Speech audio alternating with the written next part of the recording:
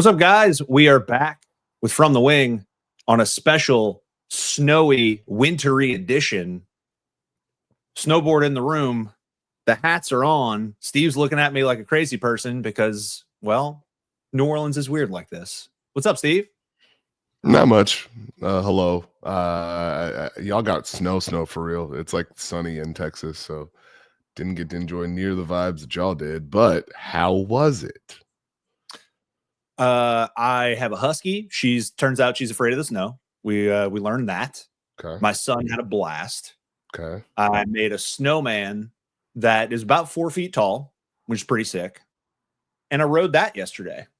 So, yeah, I walked a half mile in a blizzard to a park to ride a snowboard down a hill with a bunch of children who were riding down on like sheet pans and laundry baskets because we don't have sleds here.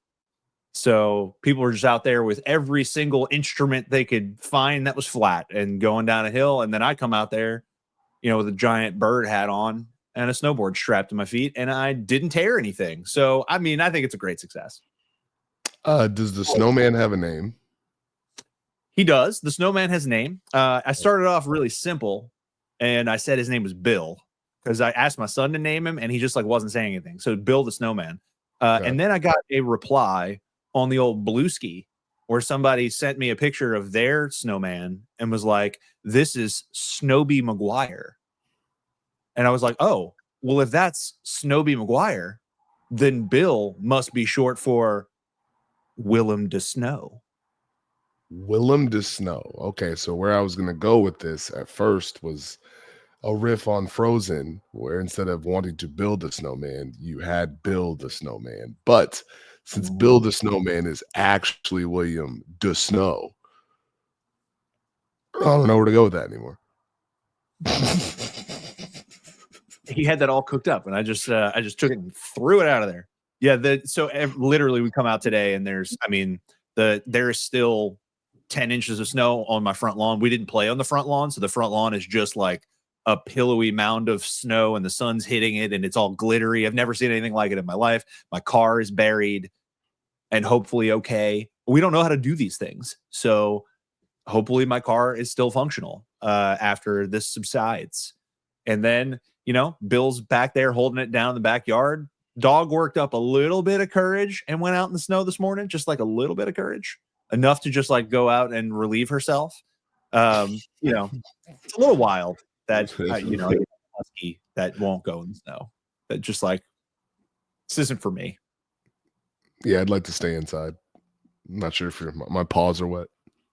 I mean, we got every dog in the damn neighborhoods playing on the front lawn, peeing on the front lawn, and all this stuff, like border collies and Australian shepherds. These dogs that are used to crazy heat. And my dog literally looks like a timber wolf. And she's sitting in the window just watching them go by. Just there. There's another one. Oh, that's great. You guys are having a great time. But it's been fun. Now it gets scary because now we have ice and stuff. And so I had the whole thing where and I think this is most New Orleans men in their 30s with this blizzard. You're concerned. You act like a 12-year-old because you've never seen this before. So yes, I turned into a gigantic child. However, at the same time, about equal parts, thoughts and fears of, oh God, this city is not built for this. We do not have the infrastructure to handle this. What's going to happen next? And we're already hearing the car accident reports and stuff, and people driving on the ice and stuff. And they told us all to stay in here. So everybody just needs to chill. And on that note, if you're feeling a little anxious, feeling a little snowed in right now, maybe chill out with New Orleans' #1 cannabis company, maker of the hemp-derived THC Seltzer Crescent 9. I had a nice ginger lemonade yesterday, chilled out because it's cold. Yeah, ginger lemonade. Get your get Crescent Canna, Crescent 9. You got an array of flavors. Been a fantastic partner. I went and tried to get some content out in the park. Took a little photo of a can with the snowboard and everything. Because when are you going to do that? But sleep like a baby. Relax. Don't worry about the snow falling off the roof. Just Just hang out. We're going to be here a little while. They're saying we might be able to move around like Friday, which is pretty crazy to say. It's pretty crazy that there's snow outside right this second. We're going to get through it. Crescent 9 is going to help us get there.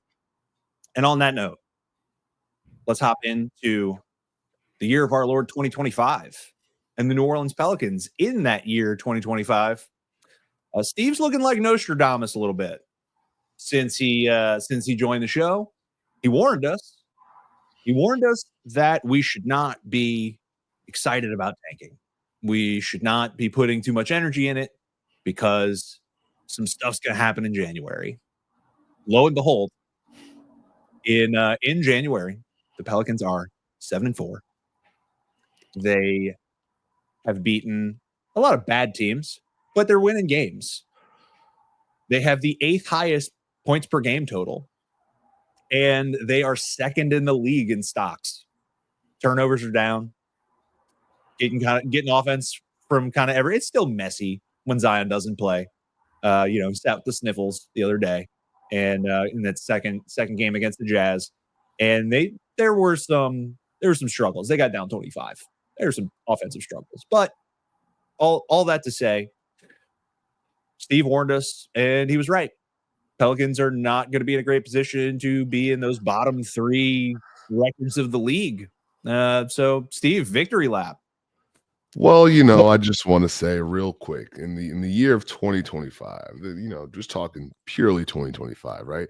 Denver's won 9 games. Detroit's won 8 games. The Pacers, Thunder, and Kings have also won 8 games. You know who's won 7 games? The New Orleans Pelicans. You know who else has won 7 games? The Cleveland Cavaliers, the Houston Rockets, and the Milwaukee Bucks. But gosh darn it, you know who's done it? The New Orleans Pelicans. And I told you, I sat here and I told you, you had to ride the wave. I understand the expectations at the start of the season. I understand that everyone got hurt and went hot sideways. Y'all weren't supposed to be down there. Y'all knew y'all weren't supposed to be down there. You did a decent job of accepting that you were there, but you weren't supposed to be down there. And look at you now. Winners. Winning. I'm not even an offensive rating guy, but New Orleans. You got a better offensive rating than Boston this month. Boston's missed a lot of shots. We're coming up right at the right time. Boston's in like the trough of their season, which means like, oh, we lost like 3 games. Hey man. But yeah, you warned us. And I was dabbling with the idea in December of like, oh, maybe we should tank this out. Maybe we should do things to make this team bad. And you said no. You said you're not, even if you did, you're not going to be able to do it necessarily. And Adam, did you hear the blender during this stretch? A 3-game home win streak. Did you hear the vibes? I mean, I heard them at the Mavericks game. I was there for us for the block that never was from Trey Murphy at the end of that game. If that was the only call anybody was worried about, my God, just watch the last 5 minutes. Those referees were having a ball. Now, I would counter that with the feeling of that second game against the Utah Jazz when the New Orleans Pelicans come out like they are already snowed in, and the Jazz deliver several blows in the first few minutes, and you're sitting there down 21 to the Utah Jazz at home. You don't like that feeling, be honest. No, it wasn't fun. It got as bad as 25. But out of sadness comes joy.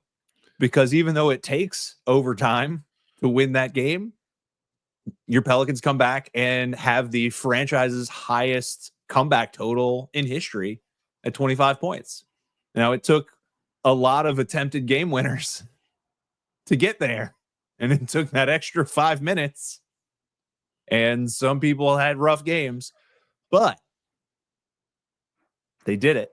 And here we are. So now, let's talk this out a little bit. Mm-hmm. Pelicans have, 11 wins now? This is not... Dare I say 12? Dare you say 12? Why? Because you think they're winning their next one too? Or did they already... they won 12 because I have this sorted by the wrong date. My bad. I got you. Don't worry about it. That's what he's here to clean me up, guys. He's here to sanitize me and to legitimize my stupidity from time to time. And be mildly annoying. I mean, the annoying one on here. Okay, sure. I'm glad you pointed that way first. Like, yeah, it is me. Okay. Still, your worst records in the league. Nobody's beating the Washington Wizards. Wizards have 6 wins. They're not good. They got a ton of kids. The build doesn't completely make sense. Look down and you got the Utah Jazz, who we just played, who actually have some promising things happening with Keontae George and Isaiah Collier, and they have some things. The Micah Potter kid looks like he can play, so much so that they benched him to make sure that he didn't play against the Pelicans. And Walker Kessler has had a better year. A lot of Walker Kessler's typical faux pas have not manifested as much this year, but they're a team that is still acquiring picks and messing around with draft assets and isn't ready to pull the trigger on anything and is probably going to move off of Lauri Markkanen at some point. And they just did a trade with the Phoenix Suns, 2031 pick for 3 firsts that they had already acquired. And I think most of those are like conditional Cleveland picks that they're sliding over to Phoenix to maybe facilitate somebody's chaotic move for Butler that dislodges Beal, or maybe just to allow them to make more calls. We'll see. Actually, you know what? Jazz are not trying to be good. What? Before we get back to the Jazz, any New Orleans fans who are upset about where you're at, you could be a Milwaukee Bucks fan coming to the grips that you might have Bradley Beal in 2 weeks. It's a great point. That man makes $50 million with a no trade clause. That is a great point. Hey, that seems great. You remember those 3 years where Bradley Beal was like the commodity that you couldn't dislodge from the Washington Wizards, that like wanted out but didn't want out, and it turned out he actually really did just love being in Washington, team good or bad, like really does love it there and loves all the people there and all that stuff. And maybe he should have kept loving it, because we've seen a lot of Bradley Beal since, and we're not loving it. And the Bucks might love it enough. And what a weird, the Bucks feel like a strange team in that they keep trying to rebuild this thing after the time they got it right. And they keep taking these swings, like minor swings and larger swings on players that feel a little bit broken, or assets that feel a little bit broken. And Bradley Beal fits that mold. So maybe they love him. Maybe they do. Have him and Dame playing next to each other. That would help him a lot, but I don't know if that's any good. That's neither here nor there. The Jazz stink, and they want to stink, and they want to stink worse than the Pelicans do. And then you look around, and do we think the Portland Trailblazers are going for it? Do we think they're swinging for 30 wins? Do we think DeAndre Ayton has the heart to get to 30 wins? Or maybe they just start Donovan Clingan over him at some point, or get him out of there, and they make a little mini run, but they don't have much to play for in the back end there. So I would expect them to be worse than us. Then I'm looking at the Hornets and Raptors and Nets. The Nets are clearly trying not to do this thing. The Raptors are very bad. The Hornets winning games right now, just like us. The return of Mark Williams, double-double machine. Double-double in 3 stocks, basically like every game for the last 4 games, now that he's up to full minutes. So like 6th worst record for the Pelicans, probably. There is a I lost it. I found it. Oh, you almost had it. There we go. All right, and it's back. So here's the thing, and this is the tricky part. I think when you look across the landscape, Utah is where Utah wants to be right now, competing. Washington is going to compete until they can't compete anymore. Brooklyn's going to compete until they can't compete anymore. They've kind of mastered the art of, we have talent, we're going to push, we don't have enough, darn, we lost, or hey, we won, that type beat. Charlotte, kind of in that category, probably a little higher. Portland, it all depends on how long their losing streak is with Portland. They're going to inevitably win 2 or 3 games. Are they going to lose 2 and then win again? Or are they going to lose 5 and then win again? Because they are a good concept of a team that occasionally shows up and does great things, then occasionally disappears, and you don't know what's going on. The one thing I will say with the Pelicans is the schedule does start to get pretty interesting here coming up. And so the games I am paying attention to, like you face Milwaukee, should be up for that one. You go to Memphis, eyebrow raise. You go to Charlotte, and then you go to Toronto. Those two games will tell you exactly where you're going to end up at. Look, Charlotte's actually got a chance to cause problems for us. It just depends on whether, LaMelo's going to shoot 28 shots and it's just, does he make 15 or does he make 10? Like that's kind of how it goes over there. Reliable presence down low, and they got a bunch of like weird wings that can really do stuff. So it's intriguing. They still got a Martin twin over there. They they can win that game. The Raptors, it's really just like, do we get a Scotty Barnes good game or do we get a Scotty Barnes bad game? And is Jakob Poeltl do anything? And if he does, then maybe they could win. But yeah, you're right. Those should be, that's our bellwethers for the month. Note that down. Charlotte and Toronto this month, going to tell you everything you need to know about where the Pelicans record is headed. But with flattened odds, I'm cool with being in the bottom 7 and hoping that, my little 5 or 7% jumps me. You go press that button in Tankathon and just see how it feels to click it a few times and see where your team's name pops up. That 14%, it don't hit as hard as you think. It's a lot of VJ Edgecombe. I know I've said it before. It's a lot of VJ Edgecombe.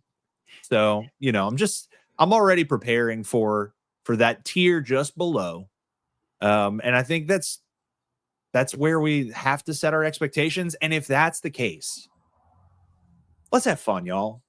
Like, look, this snow out here was uncomfortable. It's exciting because we never have it. And now we're getting to the point where it's like, oh, this is a nuisance, isn't it? But you know what? Let's not worry about the infrastructure and potential flooding and the ice on the roads and the accelerated car accidents and the poor decision making by our citizenry. Let's enjoy the fun while we've got it.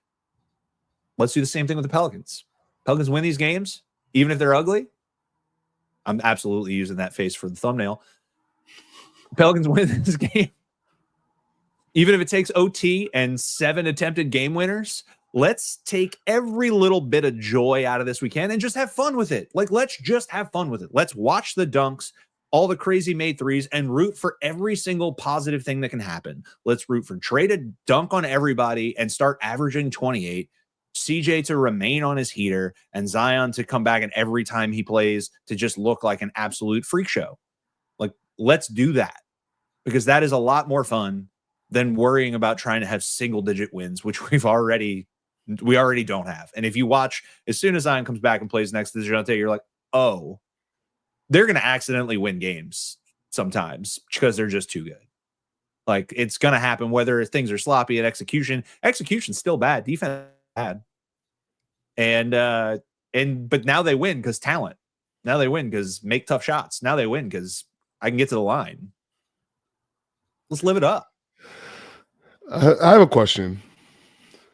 So as you mentioned, the attempted game winners, was that the translation or the sanitization of CJ McCollum and DeJounte Murray attempting to take turns at the end of the fourth quarter to seal this game? As it was DeJounte, all right, pick and roll, Walker Kessler, yeah. let me find the elbow, or it was CJ start the block, flare to the wing, and hopefully this works. It didn't hear DeJounte. CJ was on a heater, so I don't care. CJ's been on a heater against basically if the team doesn't have a 6'5", 6'6" dude out on him. A lot of these teams that are trees just give him problems. The best teams in the leagues that are full of wings give him tons of nightmares.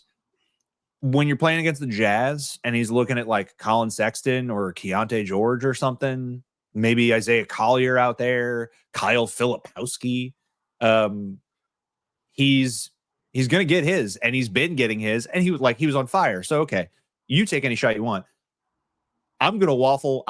There are some people that really don't like DeJounte Murray and the way he plays, and there are some people that love the way he plays. I fall in the middle. I understand how people can get frustrated when the telegraphed elbow jumper is gone to a second, a third, and a fourth time at the end of a game in closing moments. Like, can y'all just move the ball around like a little bit and like find an open shot? It's a little weird. It is a little weird seeing Trey Murphy just like stand in the corner while they cook. And then the cooking's bad biscuits. I didn't want to bring that up considering how the last pod ended, but the cooking rather interesting. The cooking is like you put baking soda in the biscuits instead of baking powder. But then they made one, so it's okay. They won. They made one, and honestly, little shout out to Daniel Tice. He had a real nice one. I think Trey went for a layup, and Daniel Tice came up behind him and got the little offensive rebound dunk finish, or a little. I might not have been a dunk. It was probably off the glass, but he came flying in out of nowhere, and he got him an offensive ribby to help close out the game too. So Daniel Tice minutes. They're the other white meat. They're what's for dinner. Hey, I could have said Daniel Tice is tasty. I didn't do that. I could have done that. I didn't do that. Pardon me while I cover more airtime for Steve to recover from the laughter. Yeah, we're seeing a combination of good and bad basketball, but we're seeing talented players play.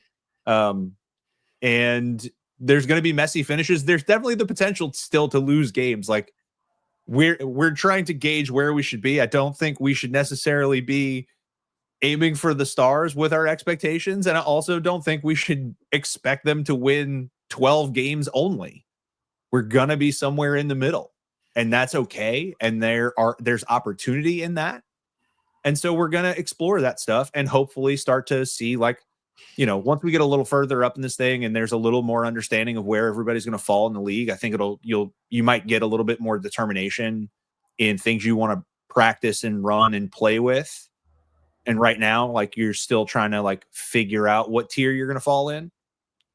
But it's fun. Like, it's fun to win. It's fun to win. The Dallas Mavericks game, that whole atmosphere, especially in the fourth quarter, was fun as hell.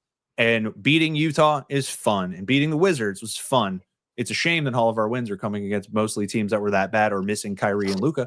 But they're wins. All right, Steve, you back with us? Yeah. All right. He's alive. Thought I choked him out. So on that note, we're trying to figure out what we should think about the Pelicans and where we should be. I was going to try to make this like a fun little piece of video content. I maybe strap that snowboard onto me with the hopes that I could get somebody to hold my phone at the bottom of a hill, and I'd like slide down to them and be like, 5 freezing cold Pelicans takes, and then do like a little video edit.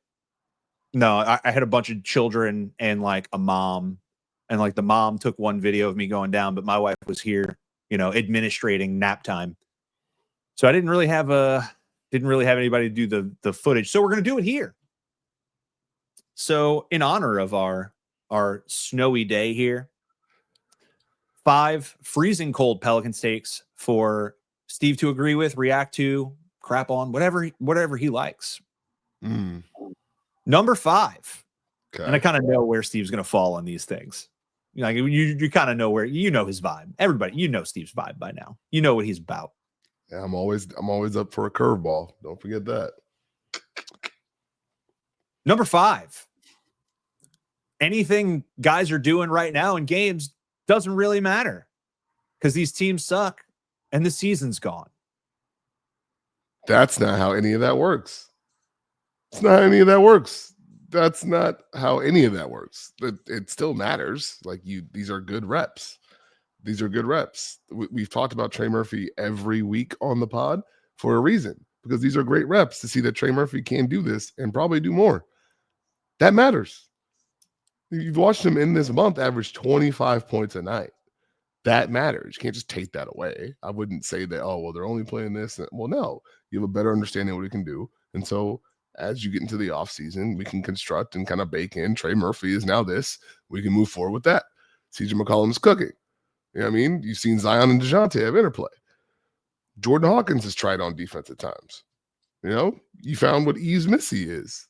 There are good things that you found in the season. You can't just throw it away because the record's bad. It stinks. It sucks. Doesn't feel good. But if you now ignore any of the progress because they're just bad, then you have double wasted the season. And I would advise against that. So yeah, that one's an ice cold one to me. Yeah, ice cold at number 5. I really enjoy the Jordan Hawkins tries on defense sometimes. Number 4, CJ McCollum on this heater stretch is auditioning for other teams. What does that even mean? He's just a bucket. CJ McCollum has always been a bucket. He's just been a bucket this whole month. He's averaging 24 points, shooting 47 from the field, 41 from 3. What's the audition? Is he playing the role of CJ McCollum in his autobiography? I don't understand. If you knock it back to Christmas, I'm pretty sure that point total goes up to like 24.3 and the 3-pointer goes up to 47%. He's been on one. I don't get it. He's been very good, but he's always been very good at scoring. So that's not new. Do you think he's like, by golly, this will really convince Team X that I can score by doing what I've been doing my entire career? That's what the people on the internet say. That's a thing they like to talk about. He's in the shop window and he's advertising that his services are available because they haven't seen it for the previous decade. They don't know who he is. They're finding out today. So on this topic. So I mean, just to do my math correctly. Yep. The audition is to average 20 points a night for the 11th straight year. That's what the audition is. See, now you went on the people go on the internet and they made fun of Katy Perry's new album, but you're going to tell me that CJ McCollum is out here auditioning when really they just played their classics. And y'all didn't appreciate what the classics were at the first part. And now I got to deal with y'all being mad about it. I can't even respond. That album's awful. I will turn this camera off right now. You take it back. I don't know how to hit the X out of this window, but you take it back right now. I will not take it back. She gassed herself up with robotic legs and a gas pump. What does that even mean? What does that mean? I mean, she's a Wonder Woman. All right. So I'll just say for my 2 cents on CJ auditioning for other teams and CJ needing to be moved on so that the team can get worse and he's in the way. I would say that I have a strongly placed belief that anybody thinking that he's in the window trying to make his way out, I believe that it is actually quite the opposite. I believe that we're probably closer. You know, I'm not saying this is happening, but I'll say we're closer. If it's a continuum between traded away and or signs a veteran extension, signs another contract with the Pels, I would say that we are closer to another like a Malik Monk veteran role kind of thing than we are to like, full steam ahead to ship him out. I think he's happier than you think here. And it's interesting to hear that where that always comes from, but I get it. People they look at his age, you look at his contract number, you look at the other guys on the team, you're like, they're in their mid-20s. He's 33. That must mean it's time to move him on. I would prepare yourselves if that's what you're hoping for. On number 3. Oh, wait, would y'all rather have Jordan Poole? Ooh, that's a scary one because I feel like a lot of people on Twitter would. Until they have to support the team that has Jordan Poole on it, no? Yeah. Well, I'm just asking, if you're a Pelican fan and you don't enjoy the defensive stylings of Jordan Hawkins, I don't know how much you're going to enjoy Jordan Poole as a concept. Just throwing it out there. Yeah. He is a concept. He is a concept of a player. Talented player. Don't get me wrong. I'm just kind of putting my mind in the fan mindset. I just don't know if, you should probably appreciate the volume score. I feel like I know exactly how the Jordan Poole thing would go. We'd be like, yeah, Jordan Poole, he's having such a great season. He's like, now that he's away from the Draymond thing, Jordan Poole's good now, and he's on the Pelicans, and he's an ideal fit next to Zion. And then he starts playing. And then they have a 4-game skid where he's like a minus 15 across the 4 games. And you're like, oh,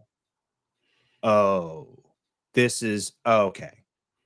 Like, eventually we're going to start understanding archetypes of players and we're going to remember them. Or maybe not. Maybe the internet will just be taken over by teenagers on and on and on, and they'll always never remember the generation prior. Oh, what's number 3? Number 3, Pelicans should try to out tank the whole league. They should be everything full steam forward for the worst record in the league. Trade everybody. Strip it down to the studs. That sounds really, really good. It's also very hard to do because 1, what happens if you trade and get better? 2, there are other teams actively trying to do this, and they have started to try and do this for a very long time. And they are more well equipped to do this than you are. The beauty of watching the Washington Wizards is that you can tell exactly what type of game it's going to be in the first 10 minutes. Competitive first quarter where they lead, this will not last. Solid first half where they're competing, this is not good. Oh, they can't score the basketball. They're going to lose. The Brooklyn Nets have figured this out. They compete. They work hard. Oh, Ben Simmons has reached his minutes limit. Oh, D'Angelo Russell has reached his minutes limit. Interesting. I don't know that you can out-tank some of these teams. The Toronto Raptors have won a single game in America this year. So only for the sake of going through a Canadian border crossing can the Toronto Raptors win a basketball game. I mean, hey, they're 11-32. 10 of those wins have happened at home. Y'all are good at math. Yep. You can't. I don't think you're going to beat them. So do the best. Moral of the story here is there's a lot of people that are like fundamentally worse than us.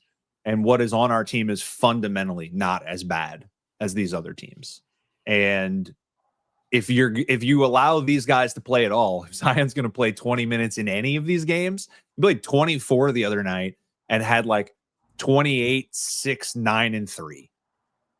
Like, guys, we can't tank that hard. We can definitely like manicure ourselves at the end. You know, we can go to March and, you know, some guys like, oh, you feel something in your ankle, you need to take a sit. Yeah, take a sit. Why not?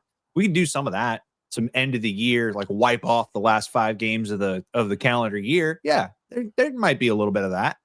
Make sure you end up kind of in the slot you want to be in, but those bottom 3 records are as good as gone. Freezing cold take number 2. You know what? After all this stuff, they got to trade Zion. It's too much. You don't want to be here. I heard Stephen A. You don't want to be here. Got to move on. That one should be gone for a hot minute.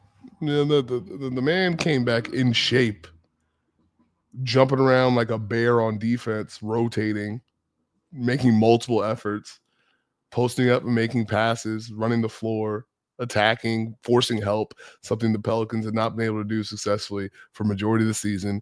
Defenses actually had to help and rotate and recover, and now you're getting into drive and kick. Outside of, CJ and DeJounte trying to find each other at times. But no, I don't think now is the time to trade Zion Williamson. Can we just shelf this one for the year? And can we shelf it for next year too? Probably not. It's going to come back as soon as the season's over. Every single time that there's a window for players to be dealt, he will be the prize, the big prize in the eye of the beholder. Far from here. We've talked about this 100 times. The requisite trade value you would need to get to be okay with doing that ever, it's never going to match. It is never going to match. You are always going to remember his superpowers more than you are going to receive assets that make you feel good about them leaving. And that's likely where you're going to be for his whole career. So my hot take is that Zion's going to play 90% of his career here, because it's just the way that this thing has been cooked so far. would suggest that the most success he's going to find will very likely be here until it's like ring chasing time. So I'd actually lean all the way that way. I'd say he's going to play most of his career here. Buckle up, buddy. It's the Zion show. And it should be when you watch him play basketball and you see how much easier it gets for everybody else when he just goes onto the floor and exists. Now, finally, drum roll. I think I actually have a drum roll on here, probably. Do I? No, just one of these. That counts, kind of. Number one, Pelicans are making the play-in. We're running. We're going. We got this. We're going to make it. We're going to get in there. We're getting all the way in there. We're getting into the play-in. And screw it, we're going to win a play-in game. We're doing it. I'm afraid I've got some bad news. So I am very heavy on the Pelicans optimism train. But if you look at the standings, they are currently 10, and I'm in an entire 10 games behind the Phoenix Suns for 10. And 10 games behind Golden State for 11. That's a lot of games to make up in the Western Conference. And need I remind you, it's not like the Pelicans' schedule is the most fun down the stretch, where you play copious amounts of teams fighting for playoff positioning in scenarios where you play them twice in a row, which could lead to some wins, but could also lead to some losses. Doesn't lend itself to a winning streak. And if you are 10 out right now, you need either A, a massive win streak, or B, a series of win streaks while other teams kind of lose. And let me just take a quick look right here. In the Western Conference, as of right now, the Kings have won 9 of their last 10 games. The Nuggets have won 8 of their last 10 games. A lot of 5-5, a lot of 6-4. Which means if they're doing that and those are bad weeks, you now have to do 8 out of 10. Like Sacramento has been on fire and they have risen. And I mean, by God, they have risen to the 8th seed. I'm sorry. You're playing yourself if you think that. Just you're playing yourself. I get it. Yeah. So good teams are figuring stuff out right now. Your team is still trying to figure out like basic execution with dudes who have only played 5 games together. There's still some rough stuff in those rotations. There's still some rough stuff with certain guys finding chemistry with each other. There's just not enough time to get to the place where you could rip off an 80% win percentage over 20 games. You're just not, you don't have that kind of glue or that kind of time for those reps. We might get a little streak in here, might get a little unexpected streak in here that makes people a little uncomfortable. I would definitely be more prepared for the Pelicans to win 30 games than I would 20 games. But I wouldn't exactly have them knocking on 40 just because of schedule, time, strength, which does put you right in that purgatory that nobody wants to be in, that mid to late lotto, which I know everybody's really excited about. That's the guys everybody's clamoring for, you know? And that's the tough part. Like you land in no man's land, but what we're going to tell you is that the joy that you find with Zion and Trey and with CJ, accept it, is going to be what comes out. That's going to be the thing you take away from the season. You're going to take the Daniel Tice improved minutes. Well, you're maybe not going to take those away because who knows if he's here next year. You're going to take the Yves Missi improvement. That's going to be the story of this season. You're going to take the silver linings that you got to get here that you're going to carry into next season. And that's going to be the success of the year. And look, if guys are playing great off of Zion, if Trey Murphy is taking the next big step and CJ gets to slide into the I'm going to use big words, the tertiary or quaternary role offensively that he was supposed to be by design this year, you're really cooking at that point. DeJounte's definitely shown you he can disrupt ball handlers. Like he can cause some deflections. He can intercept some passes. The Javonte stuff has looked way better now that real basketball players are all around him. There's a lot here. And that's why you end up with the middling bad record, but it's also why you could be really, really good and have a huge bounce back year next year. So don't ship everything off. Don't strip it down. No. Zion possibly figured it out. I'm a little scared to say it now. I'm not gonna lie. I'm very scared to say positive things because like next thing you know, little birdie's gonna land and be like, yeah, actually he didn't make the road trip. So what are you looking for now? So we're coming to the end of the season in 3-4 more months.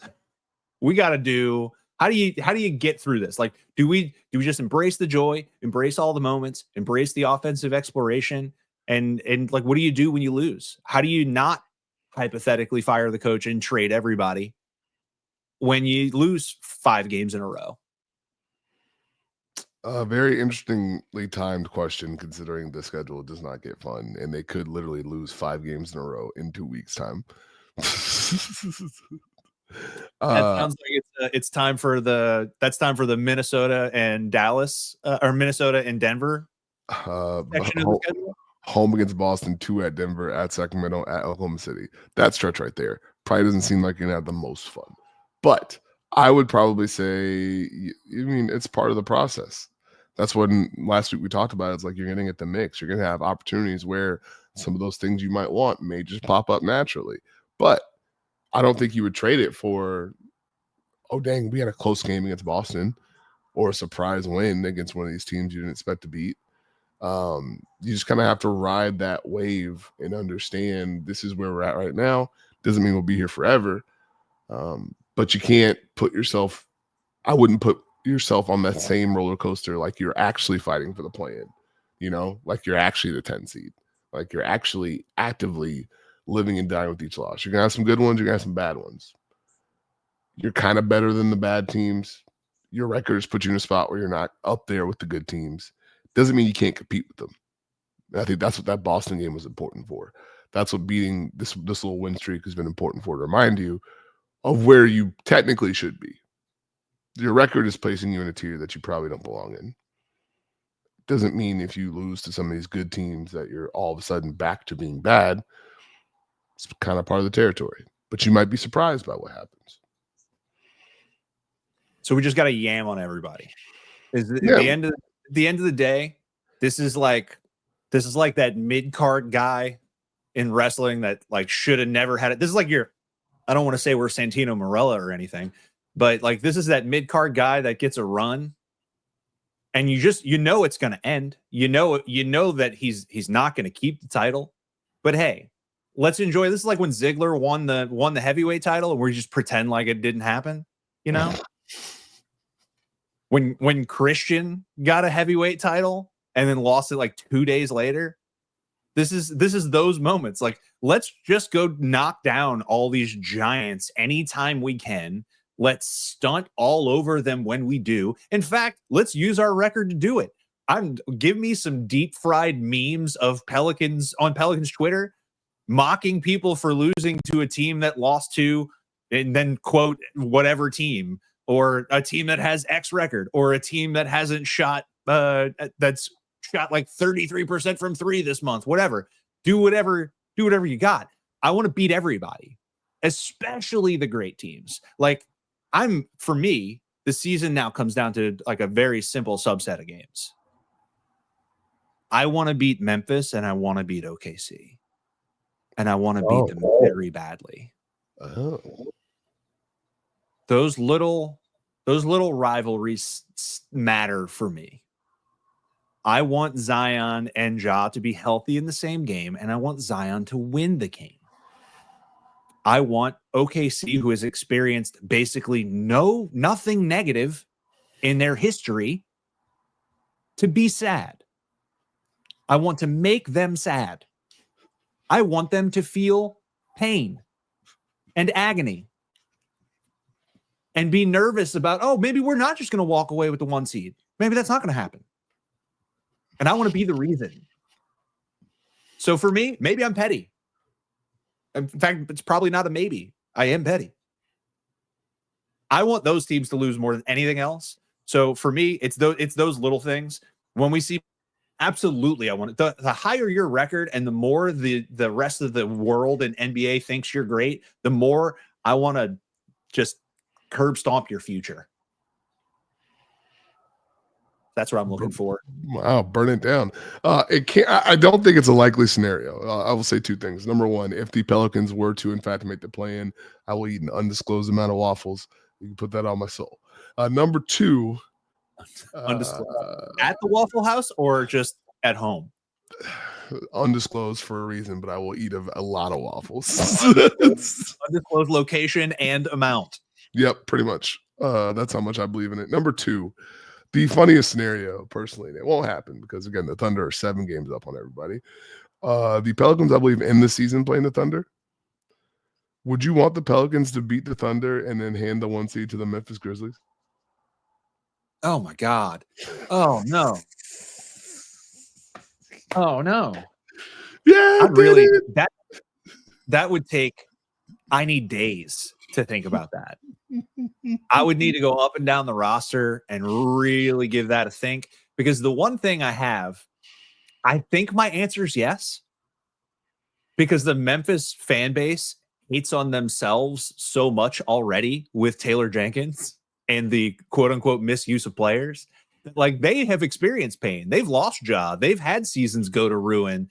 There's some sympathy there. We're basically them this year.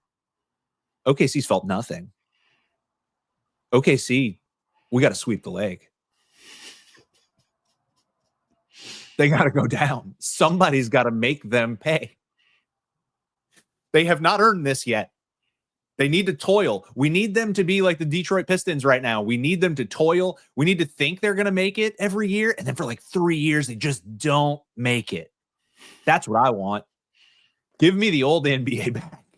Make them suffer for years and then only win once. Because that's what the NBA needs. I did not know we were unlocking a double rant. Look, I didn't really even know I had that in me so clearly. I thought I was going to need a couple days, but I have some sympathy. You know, I think of my guys over there, you know, doing media stuff around the Grizzlies and everything. Like, they've had a rough go. The Luke Kennard stuff isn't fun right now. And Zach Edey's been in and out, and Jenkins is making him shoot threes. And I think that's probably something that should have been reserved for a future year of his career. It was real quick on the Edey thing. Did you think when he's drafted that, like, we should try to make him Brook Lopez right out the gate? Like, is that what you envision Edey as, or did you see what he was in college and this physical, this monster, this force he is, and say, okay, I can see, like, for me, in my brain, I saw the secondary, like the second unit and their entire offense, like, running in and out of the post through him. With, like, you get the like Amani Morris or somebody, get like one of those guards that's pretty good, but doesn't start, but knows how to handle the ball, that could kick into him. And you design the whole second unit around, these are the Edey minutes. And then you sprinkle a little bit of the stuff with Ja, because he's not quite Steven Adams with the little pick and roll handoff stuff and all that. Like, that's not his game. And instead, we're getting the Brook Lopez imitation. And, like, there are some nights against bad teams where he gets a bunch of rebounds anyway, but for the most part, he's taking a few threes and otherwise not really touching the ball very much on offense. Where were you on that? Do you think should they be pursuing the promise of the hypothetical ceiling, or should he have come in and established, like, the things he does well and, like, really just victimize some people in year one while he acclimates to the league? I mean, I think honestly, him starting is kind of the best of both worlds. Because I think I saw the potential in Summer League for the post-ups to kind of pop in a way, because he's still very tall. He can get positioning in their space. I think with the way Memphis plays their offense these days, with, like, less screens in theory, he just kind of runs the floor and ends up near the basket, which can help but also hurt, because it's like, we're not going to throw it to you a bunch in that scenario. So I think against switches, he can help. And I don't mind the fact that they're not forcing him the ball. I think for me, once I saw his defense wasn't going to be out of world bad. That's why I was like, I think there's more possibilities there. I think a lot of times when it comes to spacing and threes, teams will try to get ahead of the curve sometimes as far as what defenses might try to do if they're successful. So for me, I'm more intrigued with Zach Edey switching against people than necessarily shooting too many threes. I felt very distinctly about him coming out of the draft where I was like, you really need to know what you're doing here and you really need to be committed to it. Because I said I thought he was going to be the favorite for rookie of the year. I don't think that's the case. Granted, I don't know. I can't even tell you who the hell is right now. I still can't tell you. Here we are, January 22nd. We've had multiple people look like they were going to run away with it. And this thing's just going to be a mess till the end of the year because none of these dudes, Stephon Castle has like the size, like the minutes, but doesn't play the role, doesn't take the shots. And when he does shoot, him shoots like 37% sometimes. So that's tough. And Edey is waffling too and missing games. And like sometimes it's 6 rebounds and like from a guy at 7'4", you're like, what are we doing? So this thing's like wide open, but I thought he was going to be runaway rookie of the year because I just thought double machine who just destroys whatever you think you're doing with your secondary offense. Like you run a backup unit out there against him and just whoever Memphis wants to throw out there, they're going to have to shoot threes just to avoid going near him. And that's not really the way they do it. So it's intriguing. I still think there's something there. I wonder a little bit about how he gets used. I think you'd need the screens and you need to roll him and you need to give him those touches, like especially for the dudes that are more statuesque and lumbery, like makes you think of Jonas Valanciunas. Like that was a big conversation here at the Pelicans. It was like, hey, he's kind of out of this game. Like, can we get a screen up here and actually kick the ball inside to him?